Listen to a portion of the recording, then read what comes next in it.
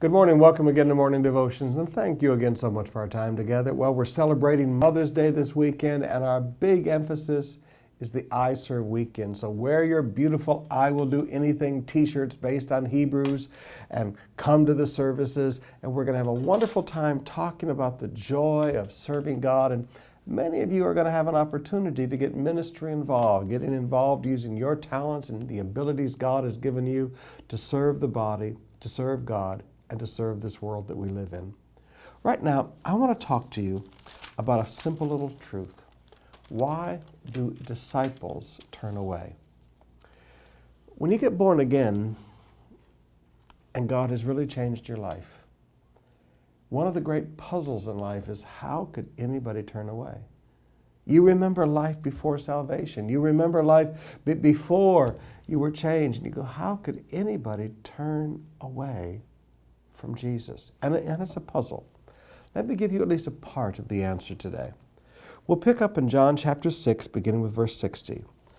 On hearing it, many of his disciples said, "This is a hard truth." Many of his disciples said, "This is a hard truth. Who can accept it?"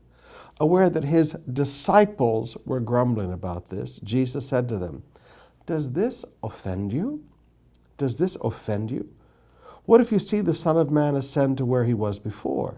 The Spirit gives life, and the flesh counts for nothing. The words I've spoken to you are spirit, and they are life. Yet there are some of you who do not believe." For Jesus had known from the beginning which of them would believe and which would betray him. He went on to say, "This is why I told you that no one can come to me unless the Father has enabled them." From this time, many of his disciples, these are disciples, turned back and no longer followed him. Now I want you to notice why some disciples turn away. Well, first of all, because truth offends people. Even the disciples were offended, if you look at verse 61. And the disciples, his own disciples, we're not talking the 12 now, we're talking about this larger group of disciples that followed him. Some of these disciples were offended because he taught them truth. They didn't want to accept it. Some of these people began to grumble because they didn't like the truth that he was taught. How like many Christians today, a pastor will stand up and teach something from the Bible, and you don't like it. So you grumble about it. You're offended by truth. Now please forgive me, brothers and sisters. By faith, if there's something in the Bible, even if we don't like it, we accept it and say, God's word is true.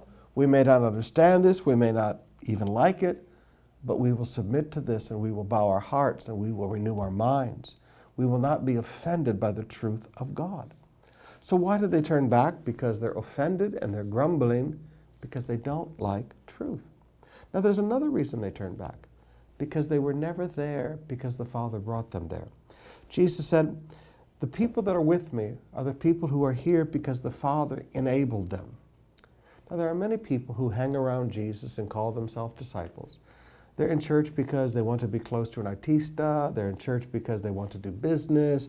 They're in church because they're wanting to court somebody there. They're in church because they want their friends are there and they want to hang out. It's a social experience. But they're not there because the Father enabled them. Now you're going to find that when truth goes out, these people that are not there because the Father brought them into a relationship with Jesus, they're just there because it's a cool thing to hang out and Jesus is cool these days. You're going to find that when truth goes out, these people quickly go away. Who remains? Well, the people who remain are the people who know that verse 68, Jesus' words are life. Verse 69, that Jesus is God. When you know that his words are life and you know that he is God, then even if his words offend you, you change. You don't change truth, you change.